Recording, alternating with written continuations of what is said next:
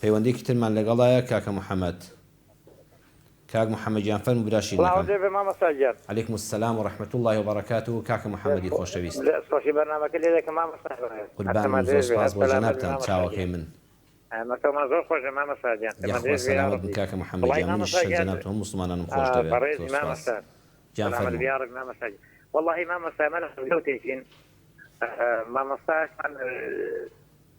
پێشمەرزیمان بۆ دەکات بەڵام ئەو نێتنایەنی لە کاتی نێتنان لە کاتی جەماعەتیدا طبعا ئەو اللهم رب هذه الدعوة التامة ئەوەی ناڵێ ئەوەیە کە نازام ئەو برادرانە لەلامان کە جەماعەت دەکەین وشتەوشتێکیان لێدە بۆ خۆ خۆشیان ناگەن تاکەی ئەو نوێژانە ئەو جەماعەت کەم دادرێشکەیلێن ئەبرادران زار جەماعەتان دەکەن زاروبات ئەوان بسم الله ناکەن لە سەرەتای سوڕەتی الفاتحادا ئەوان بەدەنگ دەری نابڕن بەسەوت دەست پێکەن بەڵام الحەمدولله رب العالمین هەمان بڕون کێ مامەستاجان بەچاوەکە لێ دەکەم و هەستە کەوت و هەستەمە درێژ بیشە. زۆر سپاس بە کاکە محەممەدی خۆشەویست خی گەورە سەلامەتتان کە یاخوا برای ئازیز و خۆشەویستم. کاکە محەممەد فەرمی ئێمە لە مزگەوتێکین ئیمام کاتێک کە نوێژدا دەبەسێڵە الله ئەکبەر ناڵێن نێتمە 4 ڕکات نوێژ دەکەمیان بە عەرەبی نێت بێنێ.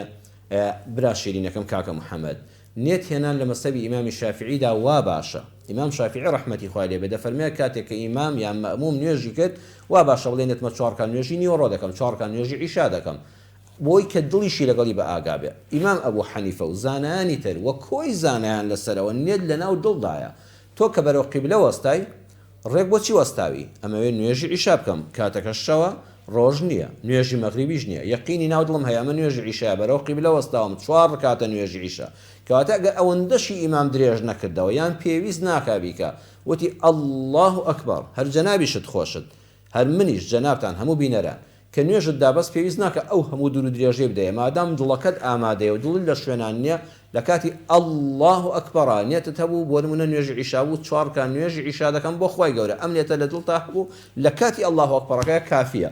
ئەو ئیمامە کە جەماعەت بۆ جەنابتان دەکات هیچ ئیشکالێکی لەسەر نییە.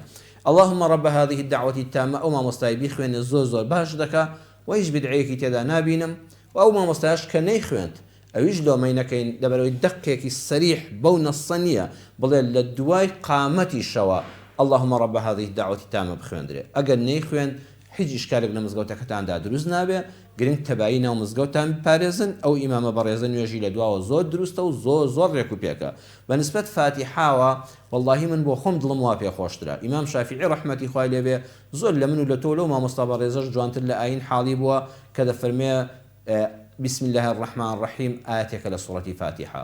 والله من مذهب أبو حنيفة دا ولا مذهب هند الزانان وعلماء تدا بسم الله الرحمن الرحيم سنة بوتري شلون ضل أعوذ بالله من الشيطان الرجيم بدنجي نزم ديله أو ما مستاج بسم الله ترقناك زربي إمام مزقتك إما جوايا كاتك بسم الله دك يعني لجيل لي والله بسم الله الرحمن الرحيم أمجل الحمد لله رب العالمين. هیچ کاکە محەممەد دڵت نقصانی پێدانەیە دڵ لە نوێژەکەت سار نەبێ هاتو چۆی مزگەوتەکەت تەرگ مەکە مامۆستایانی بەڕێزی ئێمە بە قسەی برای خۆیان بکەن چونکە ئێمە شافعی مەسەبین لە باب و باپیرانمانەوە وا ڕاهاتوین لەسەر مەسهەبی ئیمامی شافعی ڕەحمەتی خوا لە ئیمام شافعی بێ گەورە زانای ئیسلام پابەند بە سنەتی پێغەمبەر صلی الله عليه وسلم.